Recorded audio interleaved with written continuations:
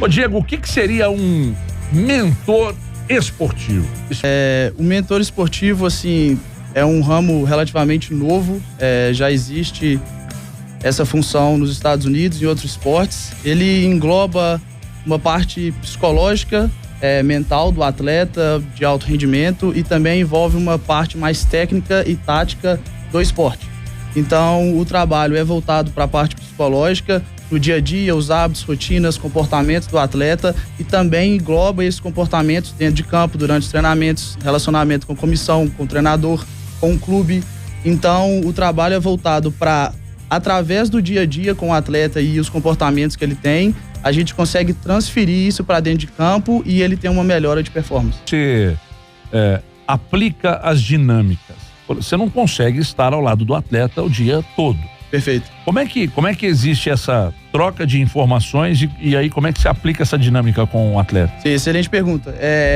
Geralmente eu encontro com o atleta 1 ou 2 vezes na semana e tento acompanhar treinos quando possível e acompanho jogos.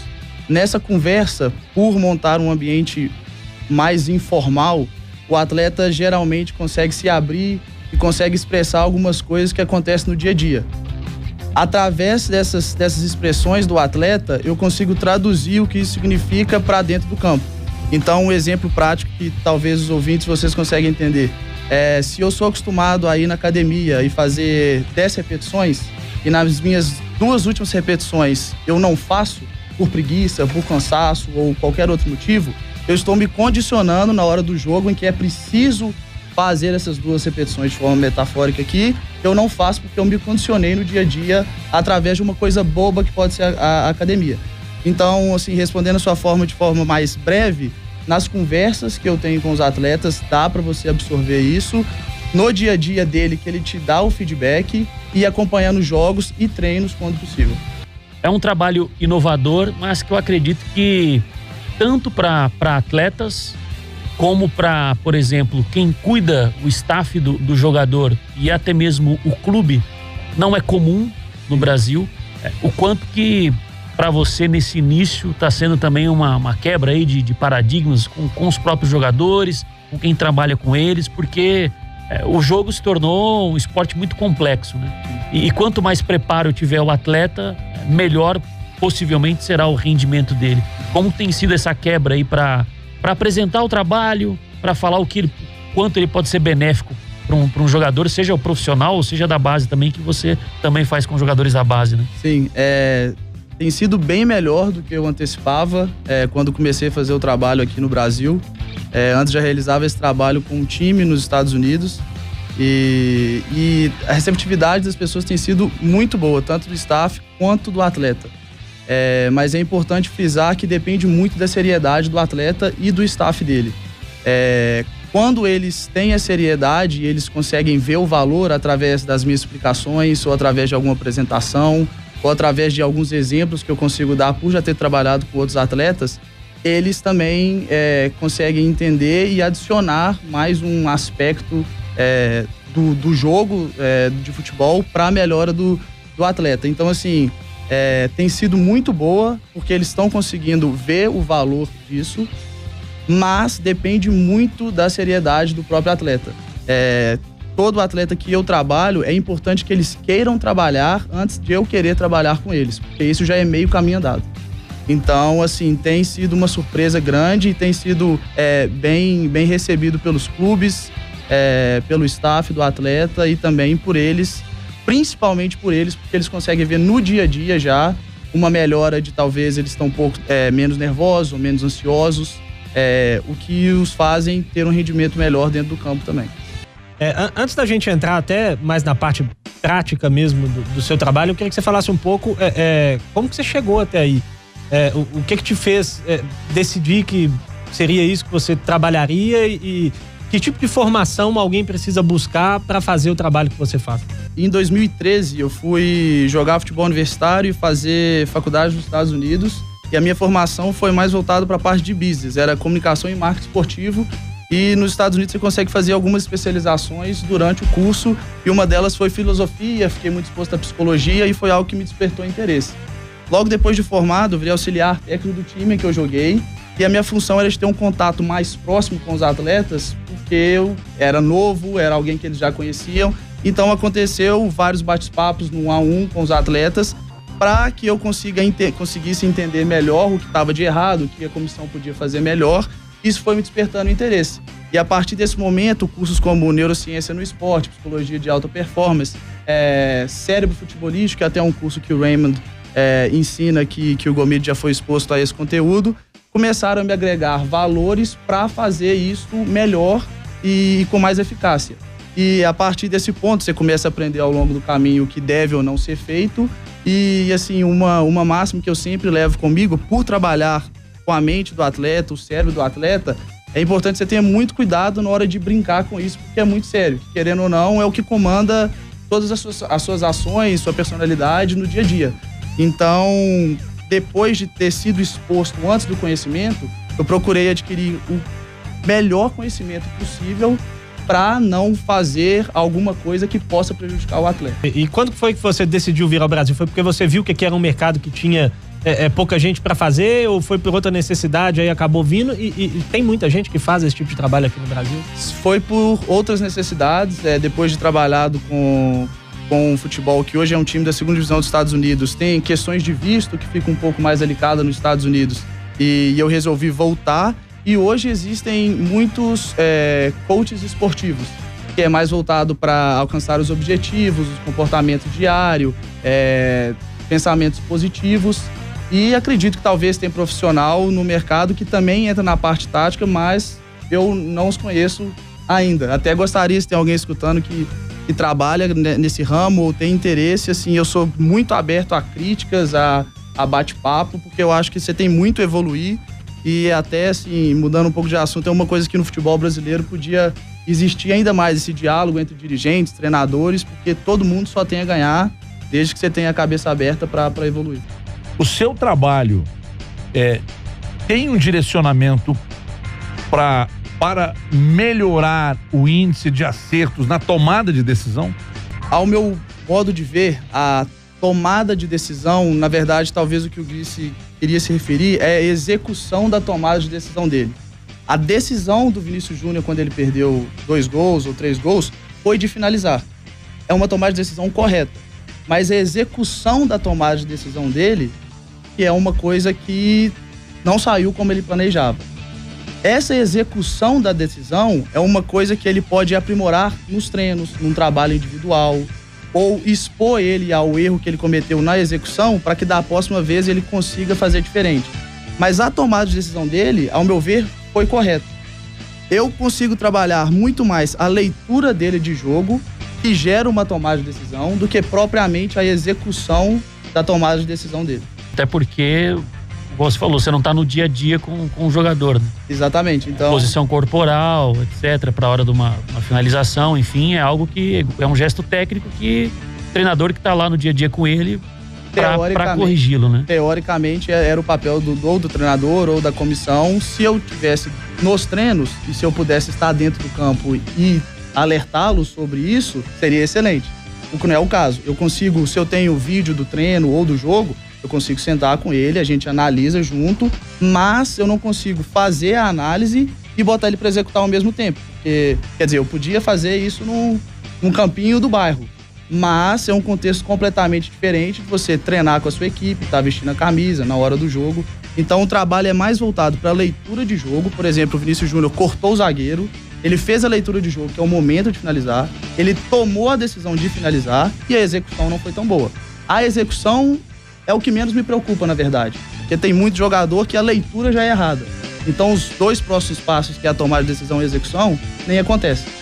Então a leitura eu consigo ajudar e muito no trabalho, a tomada de decisão também, porque eu não preciso tanto estar no campo ou nos treinamentos com ele, mas a execução é mais voltado para a técnica que o jogador tem naquele momento. O Leandro Vieira também tá perguntando para você, Diego, se tem muito jogador ou treinador que é complicado de se lidar, né? Às vezes o jogador, o próprio treinador não aceita muito aí as suas sugestões e o seu acompanhamento.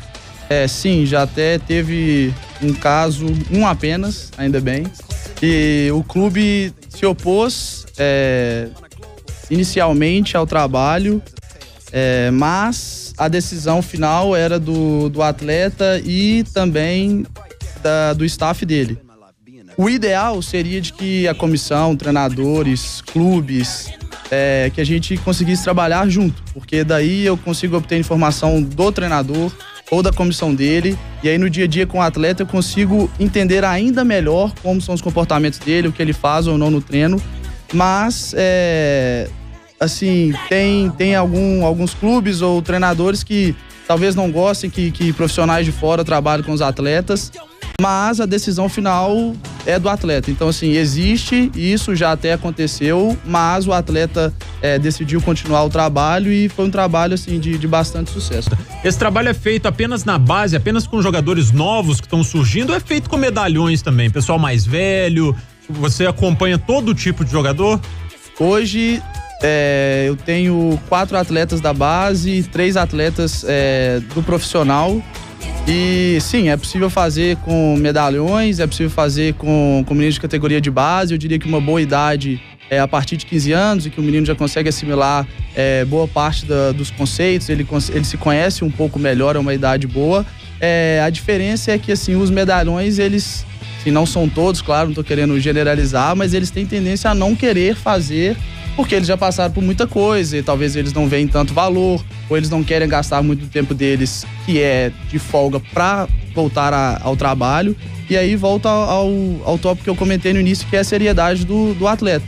Então pode ser que tenham medalhões hoje que ainda buscam uma performance ainda maior, que eles veem valor no trabalho e que a gente consiga fazer o trabalho sim. Mas depende muito do atleta. Igual podem ter meninos de 16, 17 anos que não levam tão a sério, que não querem aumentar a performance ou que não veem valor, que não vão querer fazer o trabalho. A pergunta do Plínio Marcos, você tá falando de jogador mais experiente e tal, e ele faz uma pergunta interessante aqui, ó. Como fazer com atletas muito pressionados? E ele até cita o caso do Patrick. Patrick esteve aqui com a gente essa semana, né? Ele que tem muita pressão de torcida, recebe muita crítica. Ele tá perguntando como fazer com que esse atleta mantenha a cabeça focada única e exclusivamente no seu trabalho, não deixe interferir aí pela pressão de fora.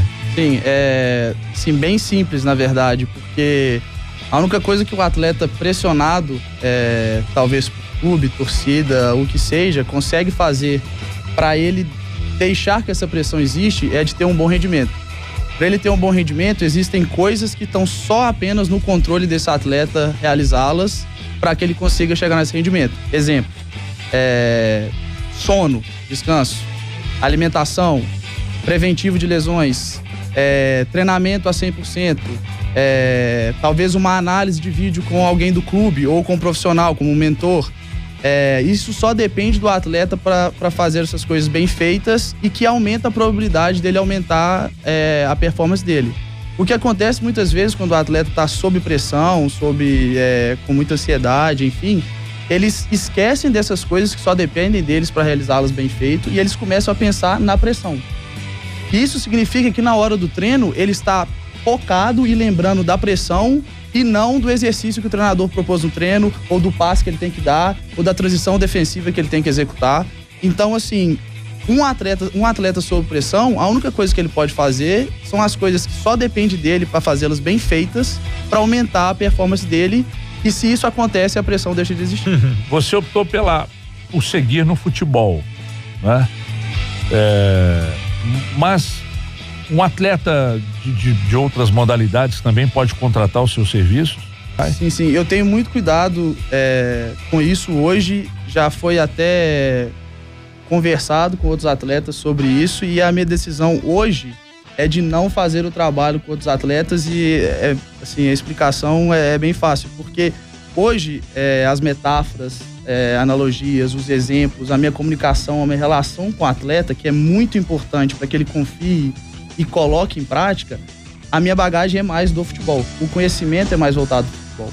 Então eu tenho comunicação melhor com os atletas de futebol do que de vôlei, basquete, tênis. É possível sim, mas isso requer que eu tenha um conhecimento muito aprofundado desses esportes também, para que os tópicos e os conceitos, na hora de passar para o atleta, tenha relação com o esporte dele e não alguma coisa que ele não vai entender ou que eu comece a falar de futebol e ele não entende nada, daí eu perco a mensagem no meio do caminho. Hoje em dia se fala muito em treinar o jogo e jogar o treino, né? E a intensidade de um treino, claro que não são os 90 minutos de partida, mas a intensidade semelhante, os comportamentos semelhantes ao que acontece dentro de um jogo. Um cliente seu, você vai fazer uma análise, você vai dar um feedback para ele, é em vídeo, é um bate-papo mais psicológico. E como que a gente poderia diferenciar com relação à análise de desempenho do jogador, já que você também trabalha a leitura do jogo, a tática, a técnica, enfim? Sim. Sim, acontece das duas formas que você citou. Análise de vídeo, do jogo e no bate-papo. Durante esse bate-papo, eu até citei de criar um ambiente um pouco, não é completamente informal, mas também não é tão formal, porque a ideia é que eles se relaxem e eles consigam, assim, expor alguns sentimentos ou comportamentos que acontecem naturalmente para eles. Através dessas conversas, eu consigo identificar o que tem que ser trabalhado, o que pode agregar na carreira daquele atleta para que ele melhore. Assim, eu olho alguns números, que é o que um departamento de análise de desempenho geralmente se apega, número de acerto de passe ou de combate, mas não tanto. Assim, eu tento fugir de certa forma dos números, porque eu tô mais preocupado com o compromisso, o intuito do atleta, que foi essa leitura de jogo, essa tomada de decisão dele, o entendimento dele do jogo, do que se ele errou uma finalização ou não. Ele vai continuar errando finalizações, mas para mim é muito mais importante, o atleta melhora muito mais dele tomar a decisão correta de finalizar do que propriamente acertar aquela finalização. Porque nos treinos ele já treina isso muito e muitos deles fazem isso há 20 anos, 15 anos. Então eles sabem como chutar a bola. Mas aconteceu alguma coisa naquele momento que ele errou. A grama, o adversário bloqueou, o goleiro estava no melhor dia da vida que defendeu. Isso eu não consigo controlar. Mas eu consigo controlar através da análise do vídeo e com o atleta do meu lado, do que ele viu naquele momento e qual decisão ele quis tomar. Ô Diego, assim, pelo que você está falando, me parece um trabalho difícil do ponto de vista de tempo. Porque demanda, como você disse, analisar os jogos do jogador que você está acompanhando, analisar os adversários, entender o modelo de jogo do time, uma série de coisas. E aí eu queria fazer duas perguntas em cima disso. A primeira é se tem mais alguém trabalhando com você, se é uma equipe ou se é você que toma conta de todo esse processo. E a segunda é se existe não sei se é a palavra certa, né? Uma alta do jogador em algum momento. Você chegar e falar assim, olha, concluímos o nosso trabalho, você não precisa mais de mim. Excelente perguntas. A primeira não, hoje apenas eu, e tem ficado cada vez mais difícil. A minha sorte é que alguns atletas da base estavam de férias, então eu também entro de férias e não preciso acompanhá-los tanto. Mas se chegar um determinado momento em que os atletas profissionais estão jogando constantemente, porque daí são 90 minutos que você analisa, os atletas de base também, pode ficar um pouco mais complicado, e aí a ideia era de trazer profissionais ou da parte psicológica ou da parte de análise, que conseguem enxergar o jogo para ajudarem no trabalho, mas ainda não foi preciso.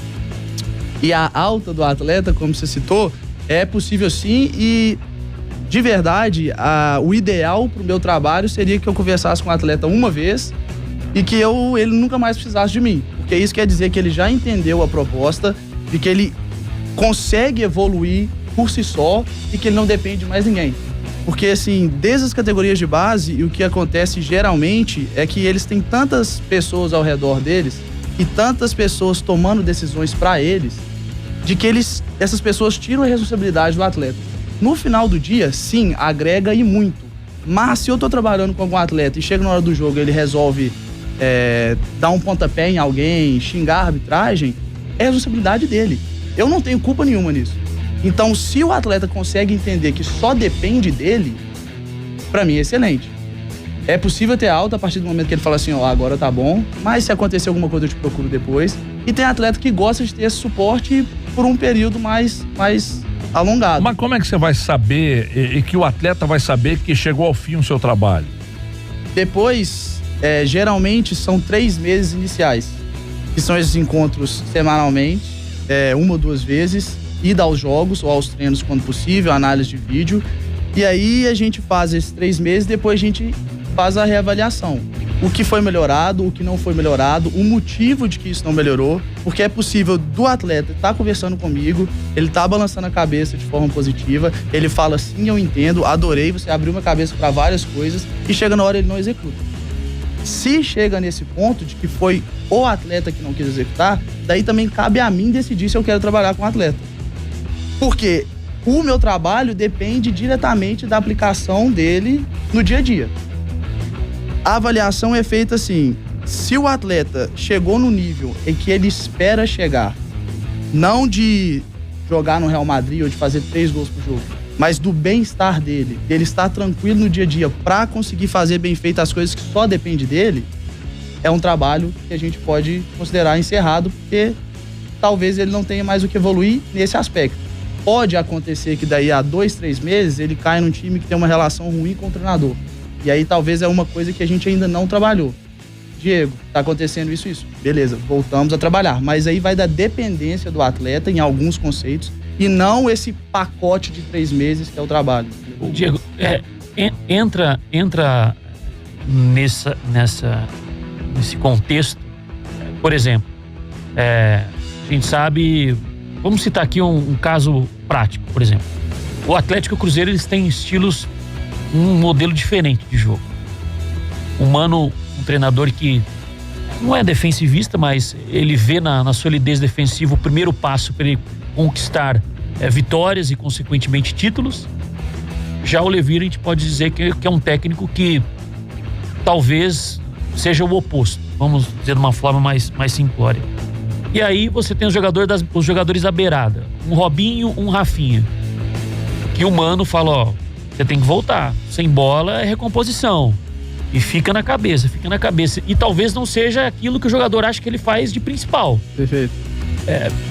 Tem essa questão de falar, ó, você precisa se adaptar, não tem como você achar que a sua leitura de jogo é melhor do que a do treinador, o que ele tem pra você. Sim, perfeito, isso acontece todos os dias no trabalho, mas aí entra a conversa com o jogador. Ele se propôs a estar naquele clube com aquele treinador e ele quer ter uma carreira de sucesso. Primeiro, ninguém o obrigou a estar ali, geralmente. Então foi uma escolha dele, vamos supor, do Robinho, de estar no Cruzeiro com o Mano. E se o objetivo dele, o que geralmente é de ter uma melhora, de jogar, de renovar contrato, de ir para um clube melhor que seja, ele depende de alguém para estar dentro do campo e esse alguém é o treinador. Sim, eles fazem coisas às vezes que eles não querem, mas foi uma decisão deles de estarem ali. O Lilion Tomás está te perguntando aqui na hashtag, Diego, qual foi o caso mais complicado que você já pegou para trabalhar? É difícil responder porque, sim, obviamente cada caso é um caso e cada atleta expõe algumas coisas que ele gostaria de mudar. Mas o mais complicado, isso geralmente todos os atletas que eu trabalhei têm um grau desse ponto a melhorar, é de que eles usam muitas desculpas e eles não assumem a responsabilidade dos erros. Então, no dia a dia deles é sempre culpa da mãe, do treinador, do cara que não passou a bola, do cachorro. Então, eles têm muita dificuldade em olhar para eles mesmos, para assimilar isso e mudar. Então, eu sempre falo assim, quando você está apontando o dedo para qualquer coisa, tem 3 voltando diretamente para você. E a ideia do trabalho é exatamente isso, criar como se fosse uma caixa com vidro dentro dessa caixa que por onde o atleta olha, ele tá vendo ele mesmo. Porque no dia a dia, para ele melhorar, para ele treinar bem, para ele se cuidar, o maior responsável é ele. É uma pergunta também recorrente, eu vou pegar a do Luiz como exemplo. Tá perguntando se você ou já teve clientes que são treinadores de futebol. Ele pergunta aqui, o técnico de futebol pode ser um mentor também ou rola também um conflito de interesses? Sim, eu trabalho com um treinador hoje, ele é coordenador e treinador da capacitação, iniciação do Clube Atlético Mineiro. Frederico Falcone, o nome dele, a gente começou recentemente, tem umas 2 semanas, e é um trabalho assim super, super interessante, porque ele tem muitos fatores externos que influenciam na tomada de decisão dele.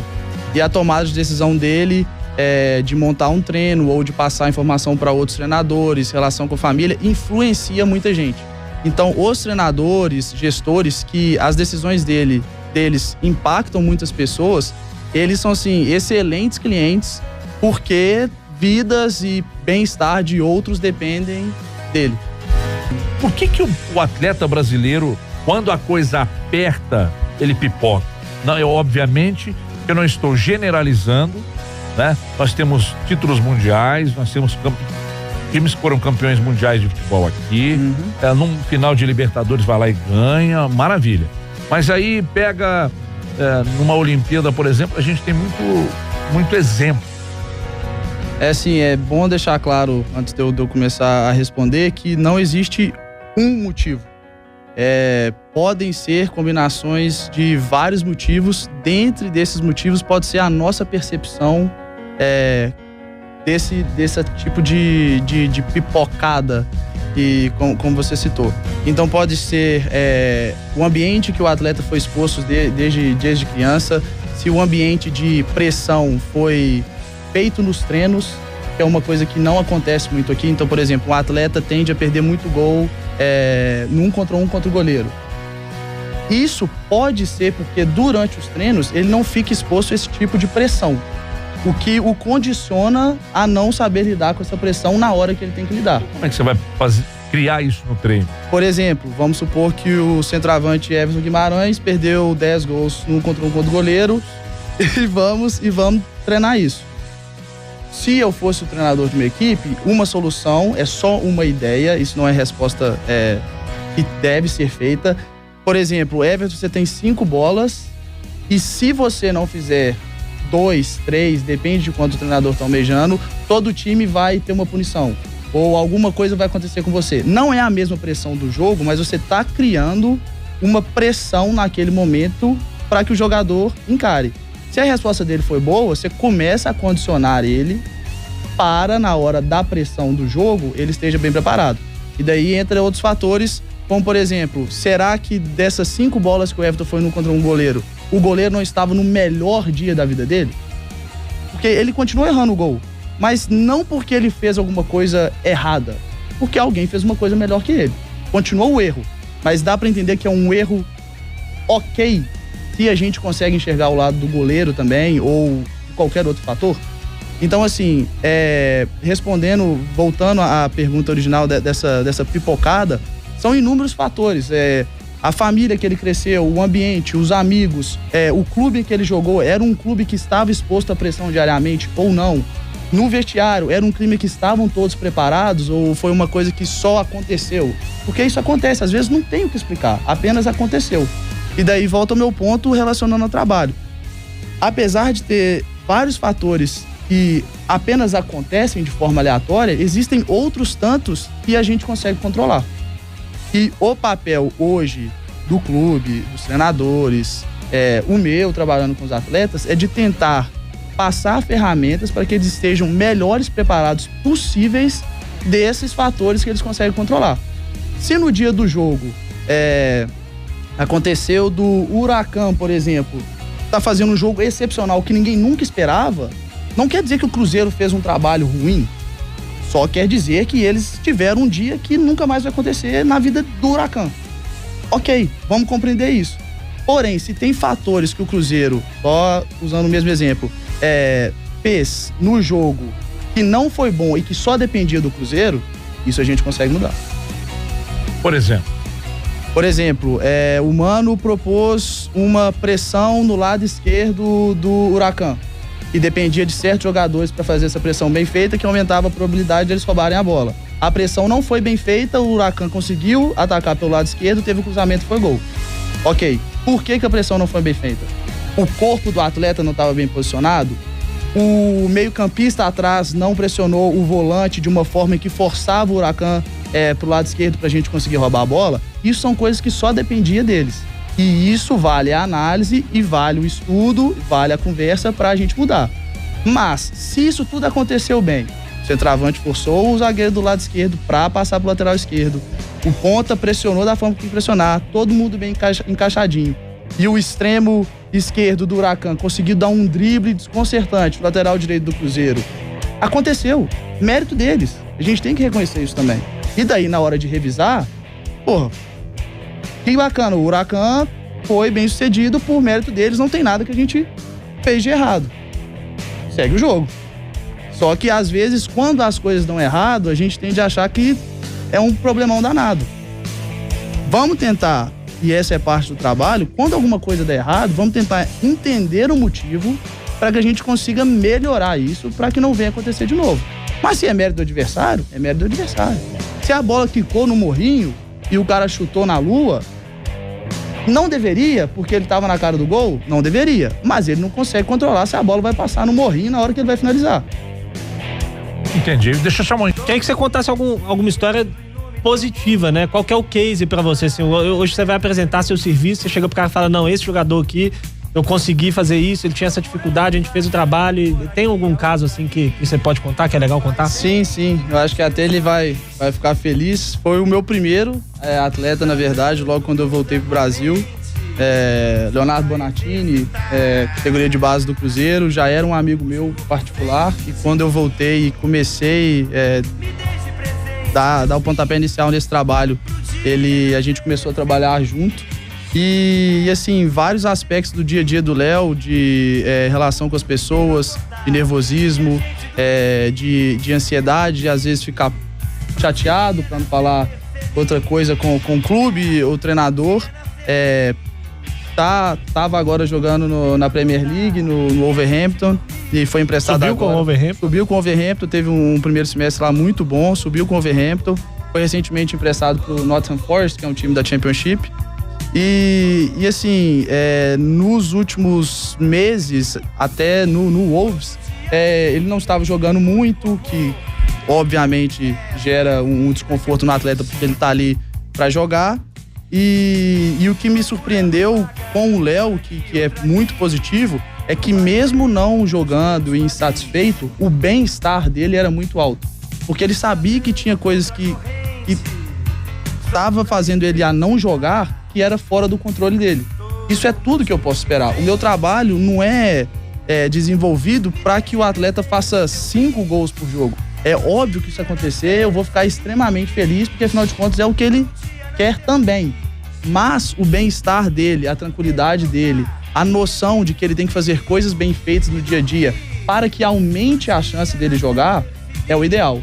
E mesmo passando por um momento um pouco complicado no Wolves, de não jogar, de querer jogar, de estar numa Premier League, num clube que tá indo bem, que tem um projeto bacana, era uma coisa que incomodava sim, mas que em casa, com os amigos, na hora dos treinos, ele conseguia executar todas as coisas que ele tinha que executar bem executadas para aumentar a probabilidade dele jogar. Aconteceu que ele não fazia, no momento, parte dos planos do clube naquela hora, e resolveram emprestar, o que é bom porque ele já estava se preparando para jogar lá ou em qualquer outro lugar. Isso acontece muito com, não só os atletas que eu trabalho, mas com qualquer jogador. Às vezes eles estão no time, eles não estão jogando, certo? Eles querem sair para jogar em outro lugar. Se eles deixam de executar as coisas que só dependem deles no dia a dia, treinar bem, se cuidar, procurar evoluir em vários aspectos, quando ele chega no outro clube, ele não tá preparado. Vai ficar sem jogar, né? Exatamente. Então, assim, na situação boa, vamos supor, o jogador tá voando, o treinador tá amando, a torcida tá amando, o time tá ganhando. No outro dia, ele tem que executar as coisas iguais ou melhores para ele continuar fazendo isso. Se ele tá no momento ruim, é a mesma coisa. Porque depois, para ele sair do momento ruim, ele tem que estar fazendo as coisas bem feitas para que venha um momento bom. Então tem sempre o dia seguinte. É um ciclo sem fim, até um dia que o jogador fala, agora se eu jogar bem, se eu jogar mal, para mim, azar. Ok, é uma opção dele. Mas se o jogador busca estar bem, todo dia é um dia novo. Ô Diego, o Gris te perguntou de quando um jogador pode ter alta com relação ao trabalho, né? Eu te pergunto pelo lado contrário. Se algum jogador já atingiu um nível que para você ainda não era o considerado ideal, adequado, mas ele estava se sentindo, não, Diego, eu tô bem, o seu trabalho mudou o meu aspecto de tático de jogo, enfim, comportamental, fora e dentro do clube, e você apontou, falou, Eu acho que ainda não. Eu acho que ainda é cedo. Já aconteceu o contrário também? Não. E só pegando um gancho. Futebol é muito de altos e baixos. Perfeito. É um esporte coletivo. Um atleta pode estar muito bem, mas ele não vai carregar os outros 10 nas costas. Como lidar também com essa situação? Desde que ele não seja o Messi. Já jogou ali com Xavi, Iniesta. Com pouca gente. Respondendo a primeira pergunta, não. E aí volta uma resposta que eu dei pro Everton, que no dia a dia, às vezes surgem sentimentos ou situações em que o jogador vai enfrentar que são novas para ele, e daí ele sente necessidade de trabalhar em cima disso. O ideal seria de que com uma conversa tá tudo resolvido, porque daí eu sei que ele vai no dia a dia alcançar o máximo dele. Mas ainda não aconteceu de, mesmo eu achando que ele tem continuado, do jogador falar assim, pra mim tá bom, cansei disso aqui. Ainda não. Pode ser que venha acontecer. E o que você falou posteriormente à primeira pergunta foi, assim, excelente. E isso eles também têm que ter consciência. Porque, às vezes, eles se culpam por uma coisa que talvez nem seja culpa deles. Então, se ele tá muito bem, se ele tá realizando as funções, se ele tá com os hábitos, rotinas, comportamentos em dia, vamos supor, mas ainda assim o time dele não tá no nível bom ou no nível que ele gostaria para ele ter uma evolução na carreira, ele tem que entender isso. Daí cabe ele tomar a decisão quando ele tem a oportunidade. Será que esse ambiente de trabalho é o que eu quero para minha carreira? Vamos supor aqui na rádio, que todo mundo hoje chegasse 30 minutos atrasado, que ninguém estava nem aí para nada, que o programa não rendia. Cabe aos profissionais se perguntarem, é o ambiente que eu quero estar? Para minha evolução, se é isso que o jogador ou que o profissional em qualquer área pretende alcançar a evolução, quanto mais você